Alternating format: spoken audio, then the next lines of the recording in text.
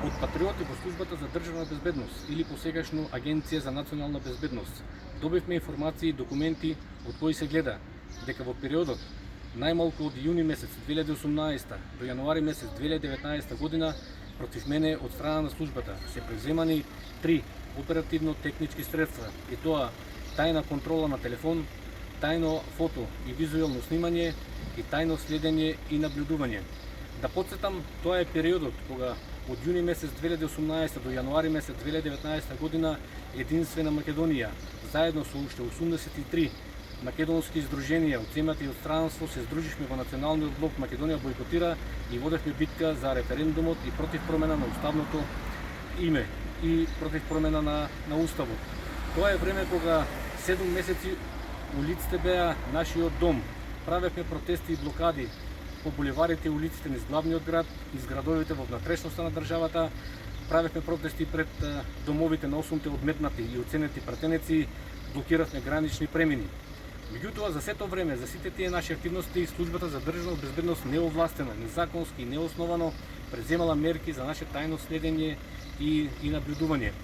Денеска го искористив своето законско право од Законот за Агенција за национална безбедност и поднесов документ во смисло на членот 51 од законот, кој дава можност секој лице да може да се обрати до Агенцијата за национална безбедност и да побара известување дали против него се преземани и судирани тајни податоци. Согласно законот, Агенцијата сега има рок од 30 дена да одговори на ова моје барање.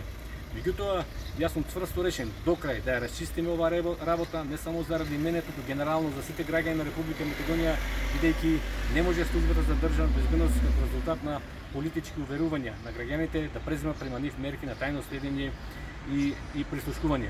Документите, за жал, не можам денеска да ви ги покажам, бидејќи се уште носат ознака службена и државна тајна. Се работи за една документација од околу 60 страни и таму, како што можам да видам, се работи за едни смешни и, да не кажам, глупави информации на агентите на тајната полиција, кои по кафански муабети и по кафејани собирале информации и таквите информации му ги доставувале на државниот врв.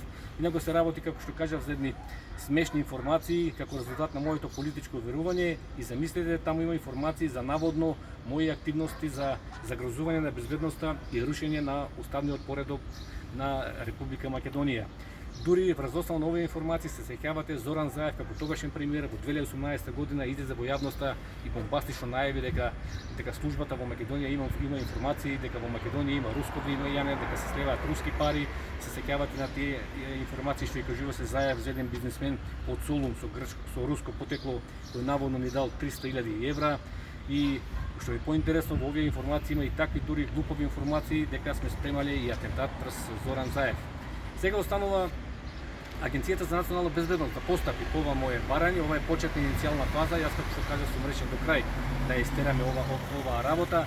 Меѓутоа, жално и страшно е што нашата служба за државна безбедност се уште работи како во некои поранешни времиња, не враќа на темното минато, кога граѓаните бија следени и прислушкувани од политички причини, а ние како граѓани сите генерално наедно сме верувале дека нашата служба, која плаќаме од народот, треба да презема активности за заштита на народот и на државата од странска шпионажа, а они, за жал, што гледате, не следеле мене и други наши македонци заради своји политички уверувања.